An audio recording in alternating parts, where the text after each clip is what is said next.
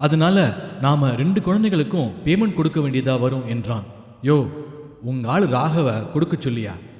அவர் பண்ற மடத்தனமான வேலைக்கெல்லாம் நான் தண்ட அழுக முடியாது, என்ன புரிஞ்சுதா என்றான். இப்போது நேராக இவர்களின் படப்பிடிப்பிற்கு வீட்டை வாடகைக்கு அளித்திருந்த பாட்டியம்மாவையும் அவளுக்கு அருகில் அமர்ந்திருந்த அவருடைய பெண்ணுக்கு அருகில் விஜய் சென்றான்.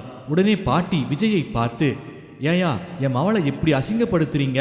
அவ என்ன பார்க்கறதுக்காக வந்திருந்தா, அவளை போய் நடிக்கலாம் அப்படி இப்படின்னு ஆசை காட்டிட்டு இப்போ வேண்டாம்னு சொன்னா அசிங்கமா இருக்கு என்கிறா. மன்னிச்சிடுங்க பாட்டியம்மா, ஏதோ சின்ன பையன் ஆர்வ கோளாறுல சொல்லிட்டான், அவனுக்காக நான் மன்னிப்பு கேட்டுக்கிறேன் என்றபடி அந்த பெண்ணிடம் ஒரு 200 ரூபாயை கொடுத்து செலவுக்கு வச்சுக்கோங்க, எதுவும் மனசுல வச்சுக்காதீங்க என்றதும் அந்த பெண் அமைதியானாள். இப்போது அனைவரும் படப்பிடிப்பு தளத்திற்குள் நுழைந்து படப்பிடிப்பை தொடங்குவதற்கு ஆயத்தமாயினர்.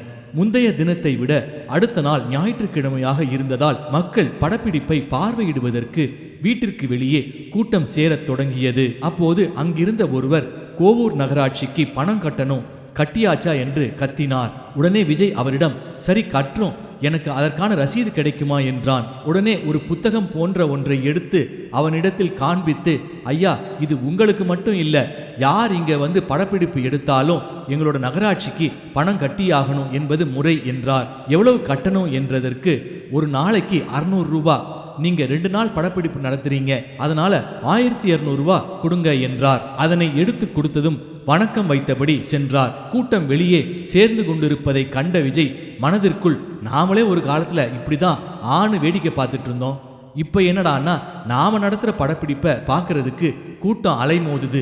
கூட்டத்தில் இருந்த அனைவரும் எப்படியாவது பத்மாவை பார்த்து விட வேண்டும் என்ற ஆர்வத்திலேயே காத்திருந்தனர். படப்பிடிப்பில் முதல் இடைவேளை விடப்பட்டிருந்தது. அப்போது நவாஸ் விஜயிடம், படப்பிடிப்பு நடக்கிற போது அதை படம் பிடிச்சு வச்சுக்கோங்க, அப்போதான் ஏதாவது பத்திரிகைக்கு அதனை கொடுப்பதற்கு வசதியாக இருக்கும் என்றார். உடனே காரில் இருந்த கேமராவை எடுத்து முதலில் பத்மாவுக்கு அருகில் சென்றான். பத்மா என்று அவளை அழைத்ததும் நன்றாக சிரிப்பது போல் கேமராவிற்கு போஸ் கொடுத்தாள். நவாஸ் பத்மாவை அழைத்து, இப்போது படுத்திருப்பது போல் காட்சி அளிக்க வேண்டும் என்றார். அவரின் உதவியாளர்களை காச் மூச்சென்று கத்தி புறாக்கள் அனைத்தையும் பத்மாவுக்கு அருகில் கொண்டு வந்து விடுமாறு உத்தரவிட்டார். புறாக்கள் அனைத்துடனும் அவளை படம் பிடித்து கொண்டிருந்த போது புறாக்கள் அனைத்தும் அவளின் பின்புறத்தில் அமர்ந்திருந்தன. நவாஸ் பத்மாவை பார்த்து, pigeons are sitting on your பம், அதனை கீழே துரத்தி விடு என்றதும் விழுந்து விழுந்து சிரித்தாள். பின்பு நவாஸின் உதவியாளர் அரவிந்தை அழைத்து படுத்திருந்தபடி அவளை எடுக்க வேண்டும் என்றார். அரவிந்த் படம் பிடித்து கொண்டிருப்பதை நவாஸ் மானிட்டரில் பார்த்தபடியே, டே இடியட், எத்தனை வருஷம் வேலை பார்க்குற, ஆட்டாம எடுக்க தெரியாதாடா மயிராண்டி என்றார். திரும்பவும் லேசாக அசைந்ததால் பொறுமை இழந்த நவாஸ், அடச்சி கொடு என்று அரவிந்திடம் கேமராவை வாங்கி பத்மாவை படம் பிடித்தார். அந்த காட்சி எடுத்து முடிந்ததும் அனைவரிடமும் முடிஞ்சது பேக்கப் என்றதும் அங்கிருந்த படப்பிடிப்பு குழுவினர் அனைவரும் பலமாக கைத்தட்டினர். நவாஸிற்கும் பத்மாவிற்கும் கொடுப்பதற்காக பூங்கொத்துக்கள் வாங்கி வரப்பட்டிருந்தன. விஜய் நவாஸிடம் இதனை எடுத்து கொடுத்ததற்கு மிக்க நன்றி என பூங்கொத்துகளை கொடுத்தான். அதனை பெற்றுக்கொண்ட அவர், எதுக்கு விஜய் இதெல்லாம் என்றபடி அங்கு படப்பிடிப்பிற்கு வந்திருந்த 2 குழந்தைகளின் அம்மாக்களையும் அழைத்து இருவருக்கும் 500 ரூபாய் கொடுத்தார். பின்பு பத்மாவிடம் பூங்கொத்தை கொடுத்து படம் பிடித்துக் கொள்ளலாம் என சென்றபோது இவனை பார்த்து பத்மா, ஹே எனக்கு 1 ரூபாய் கொடு என்று சிரித்தாள். அதனை பார்த்து அங்கிருந்த அனைவரும் சிரித்தனர். உடனே அவனுடைய பையில் இருந்த பணம் முழுவதையும் எடுத்து, உனக்கு எவ்வளவு வேண்டுமோ எடுத்துக்கோ என்றான். உடனே அந்த பையில் இருந்து ஒரு 100 ரூபாயையும் 1 ரூபாய் நாணயத்தையும் எடுத்துக்கொண்டாள். இருவரும் படம் பிடித்து கொண்டனர். பத்மாவிற்கு அருகில் வந்து காஸ்டியூமர் சுவாமிநாதன், மேடம் உங்களோட ஒரு படம் என்றதும் அருகில் வரும்படி கூறினாள். அதே போல மேக்கப் மேன் பாட்ஷாவும் அவளுடன் படம் எடுத்துக்கொண்டான். ஸ்ரீனி விஜயிற்கு அருகில் வந்து, சார் பத்மா மேடத்தோட உதவியாளர் சித்ரா அவங்க சம்பளத்தோட கொஞ்சம் சேர்த்து போட்டு தர சொல்றாங்க என்றதும் அவங்க சம்பளத்தோட ஒரு 300 ரூபாய் சேர்த்து கொடுத்துருங்க என்றான். சற்று நேரத்தில் அங்கிருந்த அனைவருக்குமான சம்பளமும் செட்டில் செய்யப்பட்டது. நவாஸ் ஸ்ரீனியிடம், எல்லோருக்கும் சம்பளம் கொடுத்தாச்சா என்றார். அதற்கு அனைவருக்கும் கொடுத்தாச்சு, உங்களோட உதவியாளர்களுக்கு தான் கொடுக்கணும் என இழுத்தான். அவங்களுக்கு நீங்க சம்பளம் தர தேவையில்லை என்றார். எது எப்படியோ வெற்றிகரமாக படப்பிடிப்பை நடத்தி முடித்ததில் விஜய்க்கு ஏக சந்தோஷம். ஸ்ரீனியை அழைத்த விஜய் நவாசார் கிட்ட படப்பிடிப்ப ஒளிப்பதிவு பண்ண பீட்டாவை கேளுங்க என்றான். அதன்படி ஸ்ரீனி சென்று கேட்டபோது, அது என் உதவியாளர் அரவிந்த எடுத்து வச்சுக்க சொல்லிட்டேன், இதை எங்க படத்தொகுப்பு பண்ண போறீங்க என்று நவாஸ் கேட்டதற்கு, இல்ல இங்க ராகவ் சாருக்கு தெரிஞ்ச எடிட்டர் இருக்காரு, அவர்கிட்ட பண்ண போறதா சொல்லிட்டு இருந்தாரு என்றதும் இதை கேட்ட நவாஸ், வேண்டாம், தேவையில்லை, அதையும் அவர் எடுத்துட்டு போய் சொதப்பிடாம எனக்கு தெரிஞ்ச நல்ல அனுபவம் உள்ள எடிட்டர்கள் எல்லாம் இருக்காங்க, அங்க பண்ணிக்கலாம்னு விஜய் கிட்ட நான் சொன்னதா சொல்லிடுங்க. அப்புறம் இதையும் உங்க ஆளு குரங்கு கையில கிடைச்ச பூமாலையா ஆக்கிட போறாரு என்றார். இதனை சற்று தூரத்தில் இருந்து கேட்ட விஜய் அதுவும் சரி என்றபடியே அமைதியாக இருந்தான். இப்போது பத்மாவை வேறு விருந்துக்கு அழைத்திருப்பதால் அவளை தனது வீட்டிற்கு அழைத்து வர வேண்டும் என்றபடியால் நவாஸிடம் சொல்லிவிட்டு செல்லலாம் என சென்றபோது மனிதர் சிகரெட் என்ற புல்லாங்குழலை தொடர்ந்து வாசித்து கொண்டே இருந்தார். சரி, நான் கிளம்புறேன், ரொம்ப நன்றி என்றான். அதற்கு அவர், நான் இந்த படப்பிடிப்பை எடுத்ததற்கு ரொம்ப சந்தோஷமா இருக்கேன், என் உதவியாளர்கள் கூட இதை எடுக்கிறதுக்கு முன்னாடி ஏன் சார் இதெல்லாம் எடுக்கிறீங்க என்றார்கள். ஆனா இதோட அருமை அவங்களுக்கு தெரியாது. ஒளிப்பதிவு அற்புதமா வந்திருக்கு, எடிட்டிங் மட்டும் சொதப்பிடாம இருக்கணும், அப்புறம் கலர் கரெக்ஷனுக்கு கொஞ்சம் செலவாகும், அதெல்லாம் பார்க்காதீங்க விஜய் என்றார். பார்த்துக்கலாம் சார், எப்போ எடிட்டிங் தொடங்க போறீங்கன்னு மட்டும் சொல்லுங்க என்றான். மறுபடி விஜய் வெளியே செல்ல முற்பட்ட போது விஜய் என்று அழைத்த நவாஸ், நேற்று இரவு கொஞ்சம் போதையில உங்களை ஏதாவது பேசியிருந்தேன்னா என்னை மன்னிச்சிடுங்க, நான் அதை வேணும்னே செய்யலை என்றார். நான் எதுவும் மனசுல வச்சுக்கல சார், நீங்க ஏன் போட்டு குழப்பிக்கிறீங்க என்றபடி வேக வேகமாக காரில் பறந்து சென்றான். விஜய் வீட்டிற்குள் வேக வேகமாக விழுந்தடித்து கொண்டு சென்ற போது அவனுடைய அம்மாவும் சித்தியும் சமையலில் மும்முரமாக இருந்தனர். அம்மாவை பார்த்து, அப்பா எங்கம்மா என்றான்.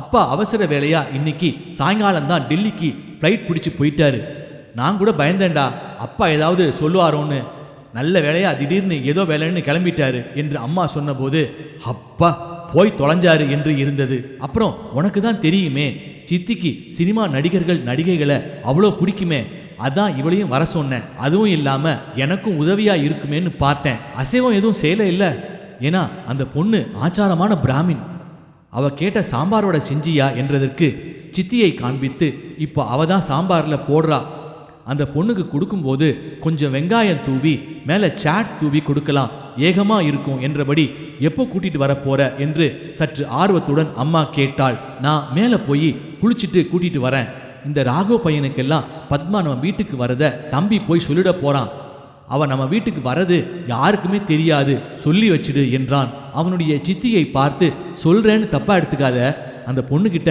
ரொம்ப பர்சனலான கேள்வியெல்லாம் கேட்டுடாத என்றபடியே மேலே சென்றான். ஹோட்டலுக்கு செல்வதற்கு முன்னால் பத்மாவை அலைபேசியில் அழைத்து வரலாமா என்றான். அவளும் ரெடியாக இருப்பதாக தெரிவித்தாள். ஹோட்டலின் வாசலில் காரை நிறுத்தி அலைபேசியில் அவளை அழைத்து தான் வந்திருப்பதாக தெரிவித்தான். அதனை அடுத்து சிகப்பு நிற சில்க் புடவை அணிந்து கொண்டு செக்ஸியாக வெளியில் வந்து நின்றாள். இவனுடைய கார் நிற்பதை பார்த்ததும் அருகில் வந்தபோது கார் கண்ணாடியின் வழியாக அவளை பார்த்து கை அசைத்ததும் கதவை திறந்து உள்ளே ஏறிக்கொண்டாள். பத்மா உள்ளே ஏறியதும் இப்போது நடப்பதெல்லாம் கனவா அல்லது நிஜமா என்பதை போன்று விஜய்க்கு மிகுந்த ஆச்சரியமாக இருந்தது. இப்படி யோசித்துக் கொண்டிருந்தவனை பார்த்து பத்மா, என்ன ஆத்துக்கு கிளம்பலாமா என்றாள். கார் சற்று நேரத்தில் அவனுடைய வீட்டை சென்றடைந்தது. அவளை வீட்டிற்குள் அழைத்து சென்று முதல் மாடியில் உள்ள கதவை திறப்பதற்கு நெருங்கிய போது அவனுடைய பொமரேனியன் வெள்ளை நாய் டிம்மி ஆக்ரோஷமாக குரைக்க துவங்கியது. பத்மா அவனை பார்த்து, நாய் இருக்கா என்றாள். அதற்கு அவன், அது பெண்களை ஒன்றும் செய்யாது, தெரியாத ஆண்கள் வந்தால்தான் கடிக்க முற்படும் என்று தெரிவித்தான். அதற்கு அவள், தனக்கு நாயெல்லாம் பயம் கிடையாது என்றபடியே வீட்டிற்குள் உள்ளே வர துவங்கியதும் டிம்மி வேகமாக சென்று அவள் காலை மோப்பம் பிடிக்கச் சென்றதும் அவனுடைய அம்மா டிம்மிய பிடி என்று அலறினாள். டிம்மி மோப்பம் பிடித்த பின் அவன் கூறியதைப் போல சந்தோஷமாக அவளை வருடத் துவங்கியது. பத்மாவும் நாயை தூக்கி கொஞ்ச ஆரம்பித்தாள். பத்மாவிடம் அவனது அம்மாவையும் சித்தியையும் அறிமுகப்படுத்தினான். பத்மா இவனிடம், நல்ல பெரிய வீடா, அழகா இருக்கே, இது சொந்த வீடா என்று கேட்டதற்கு ஆம் என்றான். அவனுடைய சித்தி பத்மா அணிந்திருந்த புடவை மற்றும் ஆபரணங்களையும் பத்மாவினுடைய அழகையும் கண்கொட்ட ரசித்துக் கொண்டிருந்தாள். இதனை கவனித்த விஜய், எங்க சித்தி ஒரு மிகப்பெரிய சினிமா ரசிகை என்று பத்மாவிடம் கூறினான். ஓ அப்படியா என்று கேட்டு அவனுடைய சித்தியை பார்த்து சிரித்தாள். நீங்க ரொம்ப அழகா இருக்கீங்க என்று பத்மாவை பார்த்து சித்தி கூறியதும் ஐயோ என்று வெட்கப்பட்டு கொண்டாள். உங்க அப்பா எங்க காணோம், இப்போது இல்லையா என்று பத்மா விஜயிடம் கேட்டதற்கு வியாபார விஷயமாக டெல்லி சென்றிருப்பதாக தெரிவித்தான். அவனுடைய அம்மா இப்போது பத்மாவிற்கு பிடித்த சாம்பார் வடையை சாட் மற்றும் அதன் மேல் வெங்காயத்தை தூவி அவள் சாப்பிடுவதற்காக கொடுத்தாள். சாம்பார் வடையை பெற்றுக்கொண்ட பத்மா, எனக்கு வீட்டு சாப்பாடுனாதான் ரொம்ப பிடிக்கும். தொடர்ச்சியா படப்பிடிப்பு இருந்ததால வீட்டுக்கே போக முடியாததால என் அம்மாவோட சாப்பாடை ரொம்பவே மிஸ் பண்றேன் என்றாள். அவனுடைய அம்மாவை பார்த்து, உட்காருங்க ஆண்டி என்று கையை பிடித்து பக்கத்தில் அமர்த்தி கொண்டாள். ஏன் ஆண்டி, உங்களுக்கு தொண்டை கட்டி இருக்கா? குரல் பேசும்போது தொண்டை கட்டின மாதிரி இருக்கே என்று கேட்டதற்கு, இல்லை, இயல்பாகவே என்னோட குரல் அப்படித்தான் என்றாள். சாம்பார் வடை பிடிச்சிருக்கா என்று அம்மா கேட்டாள்.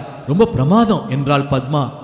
அவனுடைய அம்மா பத்மாவிடம், நீங்க என்ன ஐயரா என்று கேட்டதற்கு, இல்ல ஆண்டி, நாங்க ஐயங்கார். ஏன் ஆண்டி கேட்குறீங்க? உங்க பையனை கட்டி வைக்கிறதுக்கு கேட்குறீங்களா என்று பத்மா சிரித்து கொண்டே கூறிய போது சற்று அம்மா திடுக்கிட்டாள். பத்மா விஜயிடம், உனக்கு 2 தம்பி இருப்பதாக சொன்ன, அவா எல்லாம் வெளியே போயிருக்காளா என்றாள். விஜய், உன் அறை எங்க? மேலே இருக்கா, பார்க்கலாமா என்று கேட்டதற்கு அவனுடைய அறைக்கு அவளை அழைத்து சென்றான். அவனுடைய அறைக்கு உள்ளே நுழைந்ததும் அவன் வாசிக்கும் பியானோவை கண்ட பத்மா அவனிடம், வாசிக்கலாமா என்று தனது கைவிரலால் தட்டி தட்டி வாசிக்க முற்பட்ட போது அபஸ்வர காச் மூச் சத்தம் பியானோவிலிருந்து வெளிப்பட்டது. நீ வாசித்து காமி என்றாள். அதற்கு அவன் சில மேற்கத்திய பிரசித்தி பெற்ற ஃபியூரலைஸ், மென்யூட் மற்றும் ஜேஸ்பாக் இசையமைத்தவைகளை வாசித்து காண்பித்ததும் சற்று பிரமித்து அவனையே பார்த்து கொண்டிருந்தாள். பத்மா அவனிடம், நீ வாசிச்சா மட்டும் அப்படியே அழகழகான பாடல்களா வருது, ஆனா நான் வாசிச்சா மட்டும் ஏன் கோரமான சத்தமா வருது? எனக்கு கொஞ்சம் பியானோ வாசிக்க கற்றுக்கொடு என்று கெஞ்சலாக கேட்கத் தொடங்கினாள். அதற்கு அவன் அவளை உட்கார வைத்து அவளின் கைகளை மெதுவாக தொட்டு கையையும் கை விரல்களையும் இப்படிதான் வச்சு பழகணும் என்று கற்றுக் கொடுக்க தொடங்கினான். அப்போது பத்மாவின் கைபேசி ஒலித்தது. கைபேசியை எடுத்த அவள், வேர் ஆர் யூ என மறுமுனையில் இருப்பவரிடம் கேட்டாள். பின்பு தனது கைபேசியை விஜயிடம் கொடுத்து இங்கிருக்கும் முகவரியை தனது மேனேஜர் சஞ்சயிடம் தெரிவிக்கவும் என கூறினாள். அக்குரலை இவன் கேட்டபோது நல்ல திமிர் பிடித்த காட்டமான குரலாக அது தோன்றியது. உங்க முகவரியை சொல்லுங்க என்று அதட்டலான துணியுடன் விஜயிடம் கேட்டான். தனது முகவரியை விஜய் அவனிடம் கூறி முடித்ததும் பத்மாவிடம் கைபேசியை கொடுக்க சொன்னான். அவளை உடனடியாக கீழே வரும்படி கூறியதற்கு, இல்ல, இந்த விருந்தை முடித்துவிட்டு செல்லலாமே என்று சஞ்சயிடம் கூறியதற்கு, இல்லை, அவர்கள் மிகப்பெரிய தயாரிப்பாளர்கள், அவர்கள் படத்தில் வாய்ப்பு கிடைப்பது மிகவும் கடினம், அதனால் உனக்கு கிடைக்கக்கூடிய வாய்ப்பை நீயே கெடுத்துக் கொள்ளாதே. இவர்கள் வீட்டு விருந்தெல்லாம் பின்பு பார்த்து கொள்ளலாம். அத்தயாரிப்பாளர்களை இன்னும் சற்று நேரத்தில் ஹோட்டல் கிரீன் பார்க் வந்துவிடச் சொல்லி இருக்கிறேன். நான் இன்னும் 5 நிமிடத்தில் அங்கு வந்து விடுவேன். இது உன்னுடைய வளர்ச்சிக்காக நான் மிகவும் மெனக்கெட்டு இவர்களுடைய தொடர்பை பிடித்தேன். இப்போது இது உன் கையில்தான் இருக்கிறது என்று சஞ்சய் பத்மாவிடம் அலைபேசியில் கூறியதை நன்றாக விஜயால் கேட்க முடிந்தது. இதனை கேட்டதும் மிகவும் மனம் நொறுங்கி போனான். பத்மா கைபேசியை வைத்துவிட்டு, ஹே, ரொம்ப சாரி, நான் இப்போ உடனடியாக கிளம்பி ஆகணும். திடீர்னு நான் சென்னையில் இருக்கிறது தெரிஞ்சு பெரிய தயாரிப்பு நிறுவனம் என்ன அவர்கள் படத்தில் புக் செய்வதற்கு பார்க்கணுமா? அடுத்த முறை சென்னை வரும்போது கட்டாயம் நான் உன் வீட்டுக்கு வரேன் என்று சொல்லிக் கொண்டிருந்த போதே கைபேசி மறுபடியும் ஒலிக்க துவங்கியது.